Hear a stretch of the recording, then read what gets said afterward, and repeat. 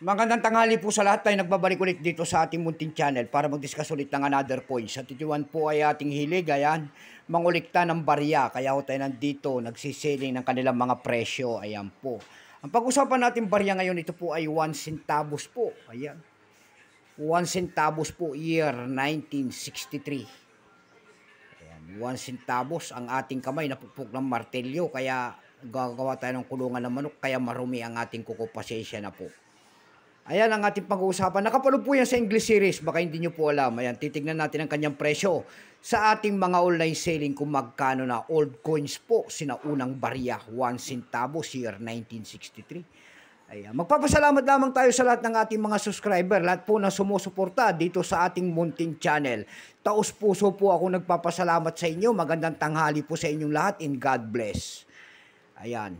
Yun naman po hindi pa po nakapag-subscribe dito sa ating munting channel. Anyayaan ko lang sana kahit malaking bagay na po tulong ang inyong magagawa dito sa ating munting channel tulad ng pagpindot ng ating subscribe button, like and share. Para ma-update ko naman kayo sa mga latest ko pang gagawin mga video po. Ayan. Ito po ang ating isasalang at pag-uusapan sa tanghaling ito. Itong barya na po na ito, 1 centavos po, year 1963. Pero bago natin makita ang kanyang presyo, kilalanin mo muna natin siya. Issue po nito ay Philippines po. Period Republic, 1946 up to date po. Type nito is Standard Circulation Coins, years 1958 hanggang 1963. Value nito 1 centavos po. Currency, piso, 1967 up to date po. Composition niyan ay brass. May bigat lamang itong 3.8 grams. May haba naman itong 19mm. May kapal po naman itong 1.45mm. Hugis po bilog, orientation, coin alignment. Itinigil naman ang paggamit sa barya na ito ng Pilipinas noong August 31, 1979. Number N-596. Reference number KM-186. Ayan. Seated man in hammer in a bill. Ayan. Fishing right. Ayan. Smoking volcano at tire right. Ayan. Ayan po ang kanyang ibig sabihin.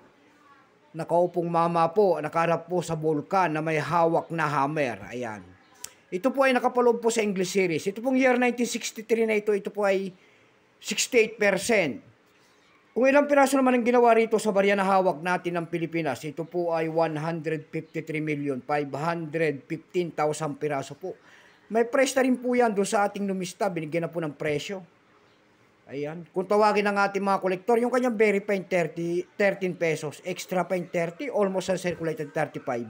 Ang circulated nito ay nagkakalaga po ng 35 pesos. Dako naman tayo sa kanyang mga presyo sa ating mga online selling tulad ng ab.com. Sa ab.com po, mayroon tayo nakita nagbebenta doon ng $9.97. Nasundan po yan ng $7.80. Yung pinakababa po na bintahan doon ay $6.40. Dako naman tayo sa Carousel PH, pangalawang website. Sa Carousel page naman po, meron tayo nakita nagbebenta doon ng 130 pesos. Nasundan po yan ng 80 pesos. Yung pinakamababa po na bintahan doon ay 35 pesos po. Ayan lamang po ating may babaging kanyang presyo. Keep safe po sa lahat and God bless.